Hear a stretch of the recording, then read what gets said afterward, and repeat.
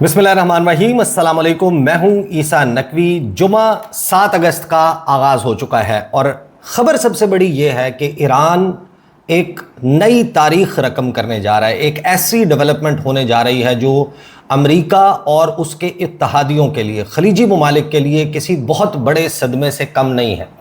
ये एक ऐसी होनी है जिसको अब शायद टाला नहीं जा सकता। गुज़श्ता 24 घंटों के दौरान कुछ बहुत ही अहम डेवलपमेंट्स हो चुके हैं और उनसे बड़ी हद तक वाज़े हो चुका है कि अगले 48 घंटे में इलाकाई सतह पर और बैनुल-अक़वामी सतह पर कौन से वाक़यात वक़ू पज़ीर होंगे और इन वाक़यात के नतीजे में एक ऐसा ऑर्डर तश्कील पाएगा मिडल ईस्ट में जो ईरान को अनस्टॉपेबल बना देगा। ईरान की तरक्की को, ईरान की तामीर को, ईरान के वर्ल्ड स्टेज के ऊपर एक बड़ी पावर बनने को अनस्टॉपेबल कर देगा। और इसी दौरान हम देखते हैं कि फील्ड मार्शल सैयद आसिम मुनीर और वज़ीर-ए-आज़म पाकिस्तान शहबाज शरीफ, उनका एक हंगामी दौरा सऊदी अरब का, जिसको सफारती लिहाज से एक तो पाकिस्तान के लिए बहुत अहम करार दिया जा रहा है और मुस्तकबिल में ईरान और सऊदी अरब के दरमियान एक बकाए बाहमी के उसूलों पर मबनी मुआहदे की राह हमवार करने के लिए बहुत अहम समझा जा रहा है। इस तमाम मंजरनामे पर हम बात करेंगे। ईरान के ख़िलाफ़ आपको मालूम है कि अमेरिका, इसराइल और उसके इत्तहादियों की जंग के लगभग 160 दिन मुकम्मल हो चुके हैं और जंग अब 161वें दिन में दाखिल हो रही है। और इस तमाम वक्त के दौरान हमारे सामने इस बात के ऊपर हम बहुत तफसील के साथ बहुत मरतबा बात कर चुके हैं कि दो ऐसे मुतहारिब ममालिक हैं, यानी कि एक अमेरिका, इसराइल, उनको आप इकट्ठा कर लें, और दूसरी तरफ ईरान है जो तने तनहा है। बैक एंड के ऊपर हल्की फुल्की सपोर्ट जो है वो चाइना और रशिया की है और डिप्लोमेटिक सपोर्ट जो है वो चंद ममालिक की है। और दूसरी तरफ ताकत के अंबार से, दौलत के अंबार से लदे हुए, जिनकी तिजोरियां भरी हुई हैं, जिनके पास डॉलर्स मौजूद हैं, जिनके पास दुनिया भर के ख़जाने मौजूद हैं, जिनके पास दुनिया भर की बेहतरीन जो आर्सनल है, वेपनरी है, वो मौजूद है, और उनके दरमियान ये लड़ाई हो रही है। और इस ज़मीन में मैं आपको आगाज़ में बस एक छोटा सा लतीफ़ा सुना देता हूँ, उसके बाद फिर हम बात करेंगे कि ये जो डेवलपमेंट्स हुई हैं और होने जा रही हैं, इससे क्या होगा और ईरान जो है वो क्या हासिल करने जा रहा है। ये जो वाक़या है ये मुझे मुस्लिम लीग नून के एक रहनुमा ने पाकिस्तान तहरीक इंसाफ और नून लीग की लड़ाई के दरमियान और उस तनाजुर में सुनाया। एक दिन मैंने उनसे पूछा, मैंने कहा कि आप लोगों ने तो बड़ा हावी हुए हुए हैं, आप पाकिस्तान तहरीक इंसाफ को जिस तरीके से मार रहे हैं, आप उनके लीडर्स को उठा रहे हैं, एक मुकदमे में जो है उनको ज़मानत मिलती है, उनको दोबारा गिरफ्तार कर लिया जाता है, कोई जेल से बाहर निकलता है आप उसको फिर गिरफ्तार कर लेते हैं, और फिर आप जो है ये कहते हैं कि जनाब उनके वर्कर्स जो हैं उनके ऊपर बाहर निकलने पे पाबंदी, उनके एहतजाज करने पे पाबंदी, मीडिया को आपने काबू कर लिया, जुडिशरी को आपने काबू कर लिया। जब आपने तमाम जो होल्स हैं उनको प्लग कर लिया और सिस्टम को आपने काबू कर लिया, तो फिर ये आप क्या दरमियान में जो है वो पख ले आते हैं कि सहूलतकारी हो रही है और आप अभी भी घबराए हुए नजर आते हैं। तो उन्होंने मुझे एक लतीफ़ा सुनाया। उन्होंने कहा कि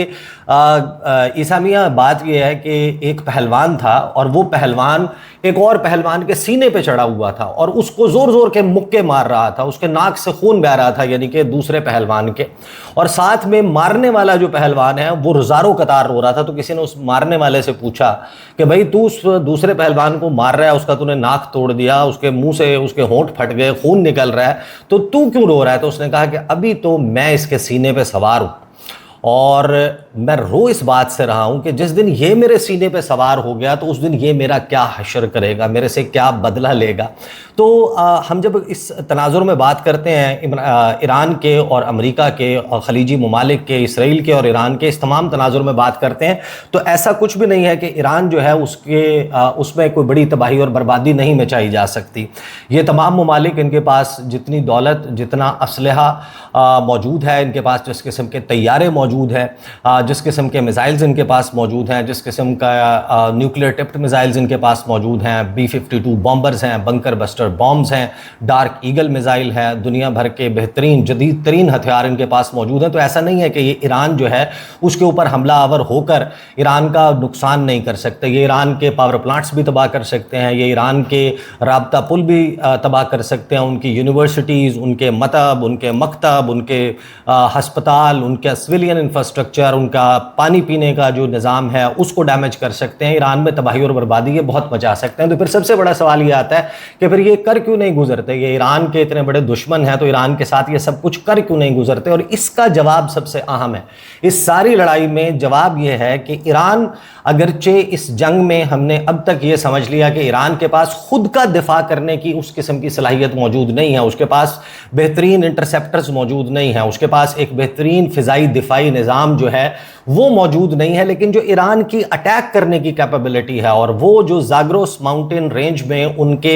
ड्रोन्स और बैलिस्टिक मिसाइल्स का, शॉर्ट रेंज, मीडियम रेंज और लॉन्ग रेंज बैलिस्टिक मिसाइल्स का, क्रूज मिसाइल्स का जखीरा मौजूद है और एक इंटेंट मौजूद है कि अगर आप हमारे ऊपर हमलावर होंगे तो ठीक है, फिर हम आपके तमाम इंफ्रास्ट्रक्चर को तबाह कर देंगे। ये है वो धमकी जिससे खौफ खा रहे हैं अमेरिका और उसके इत्तेहादी, यानी कि वो खलीजी ममालिक जो वाज़े तौर पर अमेरिका और इसराइल के साथ इस जंग में खड़े हुए हैं, उनको ये मालूम है कि अमेरिका अगर अपने जो सबसे महफूज तस्वुर होने वाले फौजी अड्डे हैं, अल उदैद एयरबेस का, जॉर्डन में बेसिस का, अली अल सालिम का, बोरिंग एयरबेस का, अल जफरा का, शेख ईसा बेस का दिफा नहीं कर सकता, तो फिर जो अरामको की फैसिलिटीज़ हैं, जो कुवैत के, मुत्तहिदा अरब अमारात के, कतर का रास लफान है या बहरीन की ऑयल फील्ड्स हैं, इनका दिफा कैसे करेगा अमेरिका। और यही वो वजह है कि जिसने गुज़श्ता 24 घंटों के दौरान ईरान को अब उस स्टेज पर खड़ा कर दिया है कि जहाँ पर एक नई तारीख रकम होने जा रही है। कुछ जुज़ियात मैं आपके सामने रख देता हूँ कि जो मुआहदा बेसिकली अब होने जा रहा है ईरान और ओमान के दरमियान आबनाए हुर्मुज़ के हवाले से, ये ईरान की एक मरतबा फिर वो फतह है जिसका ऐलान उन्होंने बहुत आगाज़ में कर दिया था कि अगर कोई चीज़ आप मैदान जंग में हमारे से जीत नहीं सकते तो आप ये भूल जाएं कि मुज़ाकरात की मेज़ पर हम आपको वो चीज़ इनायत कर देंगे, आपको तोहफ़तन दे देंगे। अगर आबनाए हुर्मुज़ का कंट्रोल आपको चाहिए, जंग लड़के आप हमारे से आबनाए हुर्मुज़ ले लें। अगर आपने हमारे से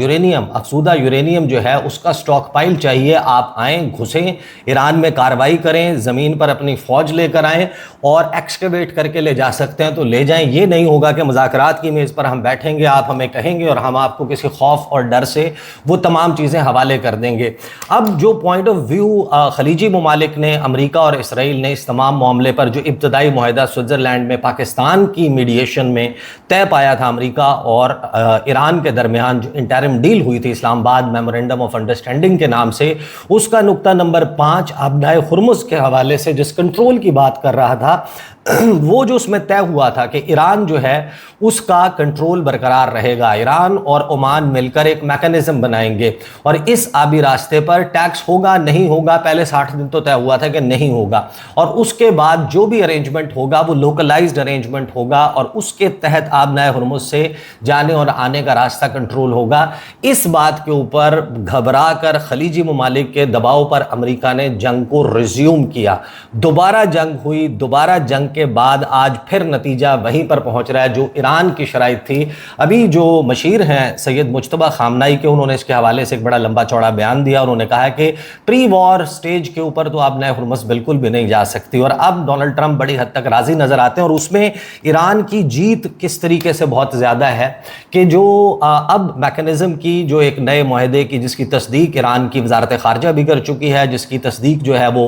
ओमानी भी कर चुके हैं, कतरीज जो है उन्होंने भी इसकी तस्दीक कर दी है और अमेरिकन मीडिया भी इसकी जुज़ियात सामने रख चुका है। उसके तहत अब जो आने वाला रास्ता, यानी कि जो पर्शियन गल्फ में दाखिले का रास्ता है, उसके ऊपर ईरान के साथ कोऑर्डिनेशन करना होगी। यानी कि इस खित्ते में क्या आ रहा है, मिलिट्री कार्गो तो नहीं लाया जा रहा, कोई ऐसे असलहा और साजो सामान तो नहीं लाया जा रहा जो गल्फ़ की, पर्शियन गल्फ़ की ईरान की सिक्योरिटी को कॉम्प्रोमाइज़ कर सकता है। उस पर चेक एंड बैलेंस IRGC का, इस्लामिक रेवोल्यूशनरी गार्ड कोर का होगा, पासदारान इनकलाब के पास वो तफसीलात मौजूद होंगी, कौन सा जहाज़ आ रहा है, उसके ऊपर कौन लोग मौजूद हैं, उनके कवाइफ क्या हैं, उस पर सामान क्या मौजूद है, किस मकसद से जा रहा है, किस पोर्ट पर जा रहा है, वहाँ पर कितने वक्त गुजारेगा, किस वक्त वापस आएगा, और जो वापसी का रास्ता है उसका इख्तियार या उसका कंट्रोल जो है वो ओमान को दिया जा रहा है। यानी कि जो एक रास्ता क्रिएट करने की कोशिश की जा रही थी कि आबनाए हुर्मुज़ का जो सबसे तंग इलाका बनता है लगभग 21 नॉटिकल माइल का, उसमें 12-12 किलोमीटर जो है इंटरनेशनली जो अक़वाम मुत्तहिदा का कन्वेंशन है on the laws of seas, उसके मुताबिक टेरिटोरियल वाटर्स बनते हैं। तो अगर यहाँ पर हम 21 किलोमीटर के हिसाब से 11-11 नॉटिकल माइल भी कर लें या उससे भी कम कर लें, 10.5 नॉटिकल माइल कर लें, तो उसमें जो मीडियन लाइन बनती है उसके 2 या 3 नॉटिकल माइल के फासले पर 2 शिपिंग लेन्स, एक आने की एक जाने की, उससे हटकर ओमान के टेरिटोरियल वाटर्स में डोनाल्ड ट्रंप ने और खलीजी ममालिक ने पूरी कोशिश करके देख ली कि एक आने और जाने का रास्ता ओमानी पानियों से ही क्रिएट कर लिया जाए और ईरान उस पर चुप करके बैठ जाए। अब ऐसा नहीं हुआ। अब ये लगभग तय हो चुका है कि ईरान जो है उसकी मर्जी और मंशा के मुताबिक वही मीडियन लाइन होगी और इसमें 60 दिन का पीरियड होगा कि जिसमें कोई फीस वसूल नहीं की जाएगी। डोनाल्ड ट्रंप ये दावा कर रहे हैं कि उसके बाद भी नहीं होगी। यहाँ पर जो ईरानी सहाफ़ी हैं, ईरानी मीडिया है, ईरानी ऑफिशल्स हैं, उनकी गुफ्तगू से और ओमानियों की गुफ्तगू से भी ये वाज़ेह होता है कि शायद हो सकता है कि कोई फोर्स्ड किस्म की ज़बरदस्ती की फ़ीस जो है वो वसूल ना की जाए, लेकिन जो एनवायरनमेंट है उसको सेफ गार्ड करने के लिए, इस तमाम मैकेनिज़्म को लागू करने के लिए और जो स्टेट अथॉरिटी बनाई जाएगी उसके अखराजात को पूरा करने के लिए एक मिनिमल किस्म के चार्जेस जो हैं वो होंगे। डोनाल्ड ट्रंप अगरचे ये कह रहा है कि अगर फ़ीस कोई वसूल करेगा तो वो अमेरिका करेगा क्योंकि कब्ज़ा हमारा है, लेकिन ये बात तकरीबन हतमी हो चुकी है, तय हो चुकी है कि ईरान ने एक ऐसी तारीख रकम कर दी है कि अमेरिका और उसके ताकतवर तरीन इत्तहादियों ने जो डिक्लेयर्ड ऑब्जेक्टिव सामने रखा था वो ऑब्जेक्टिव जो है वो अब अचीव नहीं होने जा रहा और इसके हवाले से अब लंबी चौड़ी तफसीलात सामने आ रही हैं और साथ में कुछ बहुत ही अहम रीजनल डेवलपमेंट्स हो चुकी हैं जिसके ऊपर हम ज़रा मैं आपके सामने एक पूरा ओवरव्यू रख देता हूं कि क्या इस वक्त चल रहा है इस पूरे खित्ते में। कि जो एग्रीमेंट है उसके हवाले से बड़े वाज़ेह तौर पर कहा जा रहा है कि शिपिंग जो है वो रिस्टोर हो जाएगी इस अहम तरीन वाटरवे में से, और जो ब्रॉडर पीस टॉक्स हैं उसके बाद तेहरान और वाशिंगटन के दरमियान, जिसमें ख़ास तौर पर जो न्यूक्लियर के मामलात हैं उनके ऊपर बातचीत अगले मरहले में होगी। डोनाल्ड ट्रंप बार बार कह रहा था कि इसके ऊपर बात हो चुकी है, ईरानी मुकर जाते हैं, लेकिन अब इस बात को ऑफिशियली कह दिया गया है कि सबसे पहले ये तमाम मामलात तय हो जाएंगे, उसके बाद जो है वो एटमी जो मामलात हैं, जो न्यूक्लियर इश्यूज़ हैं उनके ऊपर इसके बाद बातचीत होगी। अब जो अमेरिका, ईरान और ओमान जो है उनके दरमियान एक इंटरिम एग्रीमेंट जो तय पाने जा रहा है आबनाए हुर्मुज़ के हवाले से, उसने अब इस उम्मीद को पैदा कर दिया है कि जो क्राइसिस है, जो बहरान है, वो बहरानी कैफियत जो है वो ख़त्म हो जाएगी और ये जो डेंजरस फ्लैश पॉइंट्स बने हुए थे यहाँ पर चीज़ें बेहतर होती हुई नज़र आएंगी। तेहरान ने इस हवाले से वाज़ेह कर दिया कि जो एग्रीड कोऑर्डिनेट्स हैं शिपिंग रूट्स के वो जो है तय पा चुके हैं ओमान के साथ कि कौन से रास्ते से इस पर्शियन गल्फ में दाखिल हुआ जाएगा, उस पर हमारा कंट्रोल होगा और किस रास्ते से एग्जैक्टली ये जहाज़ जो है वो आबनाए हुर्मुज़ से बाहर निकलेंगे। और ये बहुत सिग्निफिकेंट इस वजह से भी है क्योंकि इसी इस्लामाबाद मेमोरेंडम ऑफ अंडरस्टैंडिंग में अमेरिका ने इस बात पर दस्तखत किए हैं इलेक्ट्रॉनिकली। डोनाल्ड ट्रंप ने इस बात पर दस्तखत कर दिए थे, एग्री कर लिया था कि जो ईरान है उसकी विसिनिटी से, ईरान के कुर्ब जवार से अमरीकी फ़ौजी अड्डे ख़त्म किए जाएंगे। एक सवाल वैसे भी मौजूद था कि क्या जितनी बड़ी तबाही हो चुकी है अमरीकी अड्डों पर, क्या इसकी रिपेयर के लिए, रिकंस्ट्रक्शन के लिए अरबों डॉलर अमेरिका लगाएगा, और अगर वो लगाना भी हो तो उसके लिए साजो सामान आएगा तो आबनाए हुर्मुज़ से ही आएगा। लेकिन कुर्ब जवार से जाने का क्या मतलब है कि ओमान, सऊदी अरब, मुत्तहिदा अरब अमारात, बहरीन, कतर, कुवैत, अगरचे एक ख्वाब मालूम होता है, ये ईरान के कुर्ब जवार में वो ममालिक हैं जहाँ पर मुतअद्दिद अमरीकी अड्डे मौजूद हैं। फिर शाम है, उसमें इराक है, आज़रबाईजान है। क्या यहाँ से अमेरिका अपने फ़ौजी अड्डे मूव करेगा? कम अज़ कम अगर आबनाए हुर्मुज़ का कंट्रोल ईरान के पास होगा तो यहाँ पर आने वाला साजो सामान, उसमें कोई मिलिट्री कार्गो ना जा सके, कोई ऐसा साजो सामान शिप ना किया जा सके तो जो इन बेसिस के ऊपर रिक्वायर्ड होता है। तो एक बड़ी फतह ईरान की ये होने जा रही है। अब इसके हवाले से क्योंकि वही जुज़ियात और वही तफसीलात हैं, लेकिन डोनाल्ड ट्रंप से जब इसके ऊपर सवाल हुआ कि क्या मामलात जो हैं वो बेहतरी से आगे बढ़ रहे हैं, तो उसने कहा कि moving along very nicely, we will find out, we will know in 48 hours, कि अगले 48 घंटों में पता चल जाएगा। और जो आबनाए है, आबनाए हुर्मुज़, वो बहुत जल्द खुल जाएगी। अदरवाइज़ डोनाल्ड ट्रंप ने वही धमकी दी कि हम उनके ऊपर बड़े भरपूर किस्म के हमले करेंगे, लेकिन वहाँ पर मसला वही आ जाता है कि जो पहलवान है वो पहलवान मार तो लेगा, लेकिन क्या वो पहलवान और उस पहलवान के जो हवारी हैं इस खित्ते में, वो ईरान के जवाबी वार जो है वो सह लेंगे? ईरान की तो तबाही होगी, लेकिन क्या ये अपनी तबाही अफोर्ड कर सकते हैं या नहीं? और इसी दौरान बड़ा अहम बयान जो है वो ईरान के जो सुप्रीम लीडर हैं उनके मशीर, उनका बयान सामने आता है। जो मेजर जनरल मोहसिन रज़ाई हैं, उन्होंने कहा कि ईरान आबनाए हुर्मुज़ में किसी दूसरे रास्ते की इजाज़त नहीं देगा। अमेरिका को ख़बरदार किया कि जंगी जहाज़ या फ़ौज लाई गई तो उसे भी निशाना बनाएंगे। आबनाए हुर्मुज़ में किसी दूसरे रास्ते की इजाज़त नहीं दी जाएगी। मोहसिन रज़ाई ने कहा कि बहुत से जहाज़ ईरान की वार्निंग पर वापस मुड़ रहे हैं। अमेरिका का हुक्म मानने वाले जहाज़ नुकसान उठाते हैं, फिर उसके बाद खुद ही मुड़ जाते हैं। मोहसिन रज़ाई ने कहा कि ईरान अपने मौक़िफ़ पर कायम है कि हुर्मुज़ अमेरिका की शराइत पर दोबारा नहीं खुलेगी। इसके अलावा उनका कहना था कि ईरान ने यूक्रेन में 3 अहदाफ पर हमलों की तैयारी कर ली थी। यूक्रेन ने ईरानी जहाज़ पर हमला अपनी गलती माना, जिस पर हमले का इरादा तर्क कर दिया गया। यूक्रेन को हर सूरत कीमत चुकाना होगी। ये वो मंजरनामा है जो अब डेवलप होने जा रहा है। और इसी दौरान वज़ीर-ए-आज़म शहबाज शरीफ और फील्ड मार्शल सईद आसिम मुनीर वो इस वक्त सऊदी अरब पहुंच चुके हैं। और इसके हवाले से पहले तो मैं आपको बता दूं जो खबर रिपोर्ट हो रही है, खबर ये रिपोर्ट हो रही है कि मोहम्मद बिन सलमान ने दावत दी है और उस दावत पर सऊदी अरब का दौरा, ये जो दौरा है ये हो रहा है। वफ्द जो है पाकिस्तान का वो सऊदी अरब पहुंच चुका है और इस वफ्द में नायब वज़ीर-ए-आज़म इसहाक डार मौजूद हैं, फील्ड मार्शल आसिम मुनीर मौजूद हैं, वज़ीर दिफा ख्वाजा आसिफ हैं, वज़ीर इत्तलात अताउल्लाह तारड़ हैं, मुअव्विन खुसूसी तारिक फातमी हैं। ये तमाम के तमाम लोग जो हैं वो इस वक्त सऊदी अरब में मौजूद हैं। मोहम्मद बिन सलमान के साथ मुलाकात होगी जिसमें बरादराना ताल्लुकात, शराकतदारी के को मज़ीद मजबूत करने और ख़ित्ते की सूरत हाल पर तबादला ख्याल होगा। शहबाज शरीफ उम्रा भी अदा करेंगे, रोज़े रसूल पर मदीना मुनव्वरा में हाज़िरी भी देंगे। और दफ्तर ख़ारजा कह रहा है कि इलाकाई अमन, सफारती ताबून और मुश्तरका हिकमत अमली के फ़रोग़ के लिए ये दौरा अहम है। लेकिन असल बात यह है कि इस दौरे की अहमियत 2 मामलात के ऊपर बहुत ज़्यादा है। एक है पाकिस्तान और सऊदी अरब के कॉन्टेक्स्ट में। ये बात तो तय है कि अमरीका का असर व रसूख इस रीजन में ख़त्म होने के बाद सऊदी अरब जो